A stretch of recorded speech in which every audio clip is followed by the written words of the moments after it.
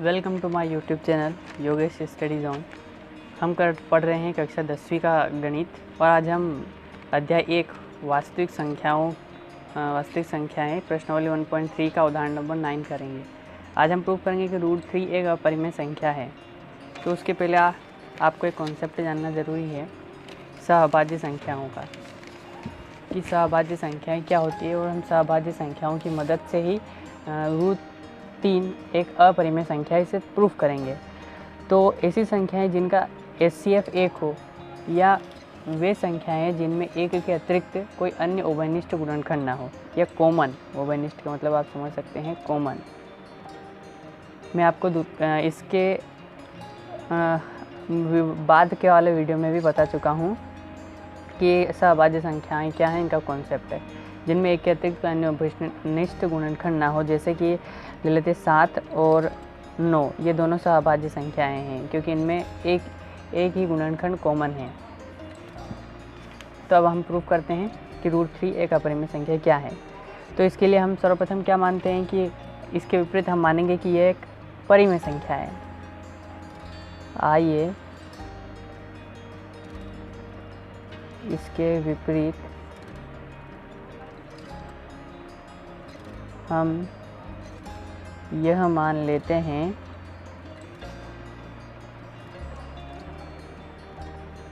कि √3 एक परिमेय संख्या है, कि √3 एक परिमेय संख्या है। अब परिमेय संख्या क्या होती है ये भी आपको पता है, जिन्हें हम a/b के रूप में लिख सकते हैं। तो हम √3 अब हमने माना कि परिमेय संख्या है, तो हम इसे भी a/b के रूप में लिख सकते हैं, जहाँ a और b पूर्णांक है और पूर्णांक भी आपको पता है क्या होते हैं। तो हम √3 को a/b के रूप में लिख सकते हैं, a/b के रूप में लिख सकते हैं, जहाँ a और b पूर्णांक है, जहाँ a और b पूर्णांक है, यानी कि एक संख्या है लेकिन पूर्णांक में, यानी कि इनका पॉइंट में कोई वैल्यू नहीं है, पॉइंट में नहीं हो सकती वो a और b। ये ऐसे इस तरह ये होगी √3 होगी, हमने कल्पना करी है, जहाँ a और b पूर्णांक है और जो b है वो is not equal to 0, b is not equal to 0 है। और एक बात ये भी है कि हम यहाँ पर a और b सहभाज्य संख्याएँ हैं, ये भी हम यहाँ पर कल्पना कर रहे हैं कि a और b सहभाज्य संख्या, यानी कि इनमें एक के अतिरिक्त कोई अन्य उभयनिष्ठ गुणनखंड नहीं है, सहभाज्य संख्याएं हैं।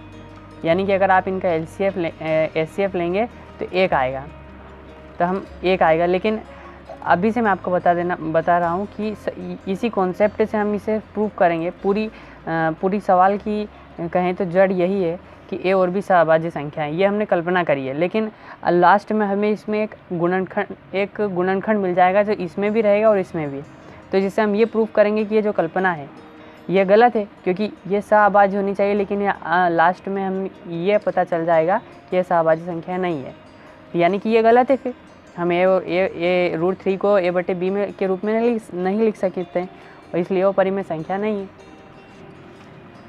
अब हम लिखते हैं, अब हम प्रोसेस लगाएंगे। अब √3 बराबर a/b, ठीक है।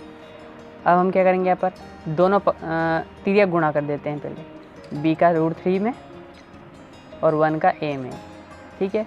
अब दोनों पक्षों का वर्ग करने पर, दोनों पक्षों का वर्ग करने पर, और अब अगर हम दोनों पक्षों का वर्ग करेंगे तो b का स्क्वायर और √3 का स्क्वायर 3 और a का स्क्वायर a।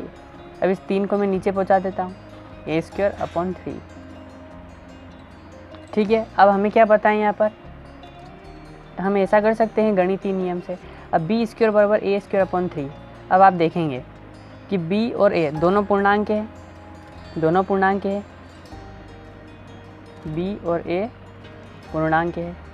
अब पूर्णांक क्या होते हैं, जिनकी पॉइंट में वैल्यू नहीं होती, यानी कि ये जो b है इसकी वैल्यू क्या है, a²/3, यानी कि जो कुछ भी हो b की वैल्यू वो पॉइंट में नहीं होगी, यानी कि 3 a को पूरी तरह विभाजित करेगा, पॉइंट में नहीं करेगा, नहीं करेगा ना, तो इसलिए हम ये मानते हैं। तो हम यहाँ कहेंगे ये ए मतलब ए को ये 3 पूरी तरह विभाजित करेगा, यानी ए स्क्वायर को 3 विभाजित करेगा।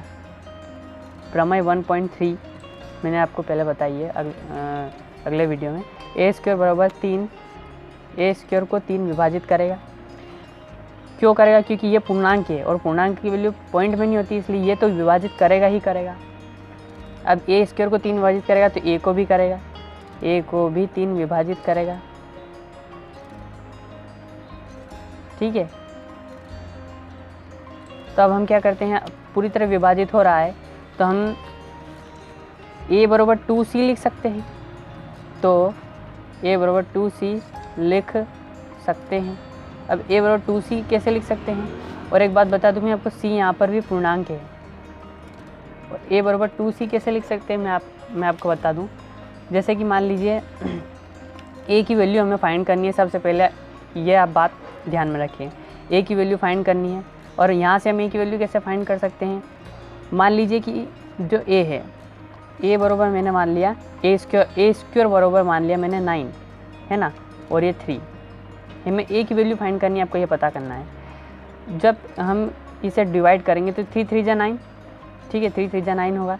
हमें a की वैल्यू फाइंड करनी है और यहाँ पर a कौन है? तो a स्क्वायर हमने 9 माना है तो a बराबर 3 होगा। ठीक है, तो हम अभी हमें इसकी वैल्यू पता है, a बराबर 3 है। क्यों? क्योंकि हमने a स्क्वायर को 9 माना है, लेकिन इसमें हमें पता नहीं है। तो हम क्या करेंगे, यहाँ से 9 की वैल्यू कैसे निकाल सकते हैं? वैसे हम a की वैल्यू निकालेंगे। पहले मैं आपको बता देता हूँ 9 की वैल्यू कैसे निकाल सकते हैं। 9 कैसे आ सकता है? यहाँ पे आपको पता होगा कि हम 3 का इंटू, इस 3 का इंटू इस वाले 3 में नहीं, उस गुणनखंड वाले 3 में, जिससे टेबल से कटा है जितनी बार, उसमें अगर इंटू करें तो 3 आ जाता है। अब हमें 9 यहाँ पे पता था, लेकिन a यहाँ पर पता नहीं है, तो a की वैल्यू फाइंड भी करनी है। तो a बराबर कैसे लिख सकते हैं कि a, हमें गुणनखंड वाला 3 तो पता नहीं है तो हमने इसको c मान लिया, और ये बटे वाला पता है तो इसको 3। अब आई होप आप समझ गए होंगे c क्या है, वो गुणनखंड वाला 3 जिससे ये कटा है। तो यहाँ पर c पूर्णांक है। ठीक है, अब हम इस a की वैल्यू इस समीकरण में रख देते हैं, इस समीकरण 1 में। a का मान समीकरण 1 में रखने पर, अब इसकी वैल्यू मैं इसमें रखूँगा। b स्क्वायर बराबर a बराबर क्या था? 2c, यहाँ स्क्वायर है तो मैं 2 का स्क्वायर कर दूंगा 4, और c का स्क्वायर कर दूंगा c स्क्वायर अपॉन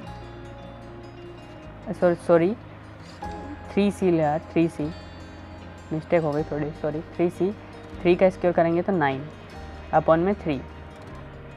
अब ये कट रहा है 3 से तो इसको काट देते हैं, 3 3 जा 9। b स्क्वायर बराबर 3c स्क्वायर, 3 को वापस नीचे ले आऊँगा, ये c स्क्वायर।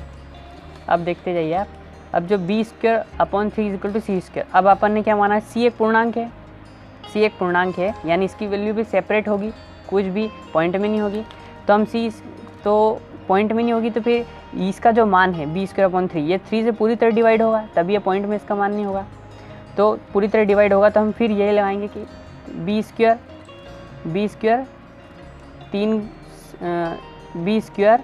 3 से विभाजित होगा,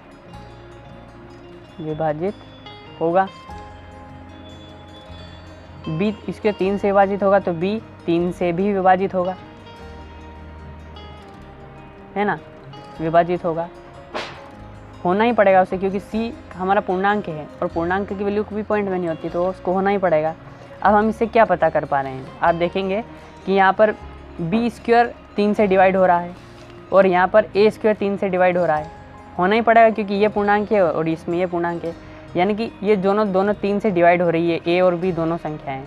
अभी 3 से डिवाइड हो रहे हैं, मतलब 3 इसमें भी कॉमन है, 3 इसमें भी कॉमन है, b में भी कॉमन है और a में भी 3 कॉमन है, क्योंकि ये दोनों 3 से डिवाइड हो रही है, हमने अभी प्रूफ किया है, इसलिए हमने सब किया है।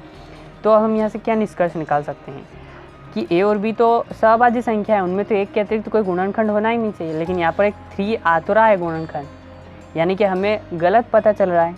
हमने माना सब सही है, लेकिन प्रूफ गलत हो रहा है, इसलिए हम कह देंगे कि हमने परंतु ए और बी परंतु ए और बी सह अभाज्य संख्याएं हैं, सह अभाज्य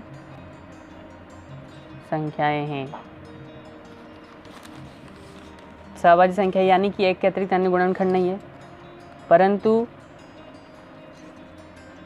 हमें ए और बी में 3 गुणनखंड उभयनिष्ठ मिल रहा है, जो कि गलत है। ऐसा हमें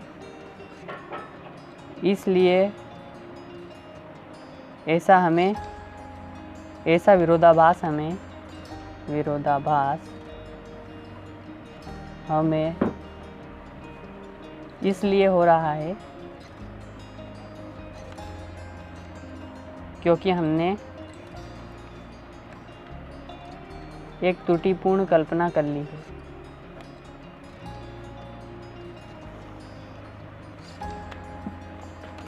है कि √3 एक अपरिमेय संख्या है, परिमेय संख्या है।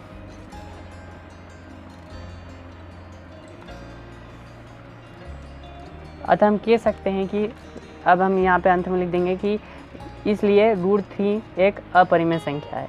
ठीक है, आई होप आपको वीडियो समझ में आया हो।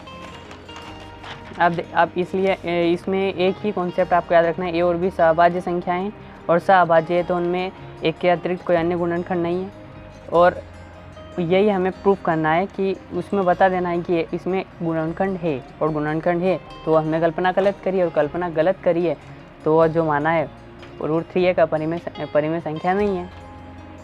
Thanks for watching, I hope आपको समझ में आया।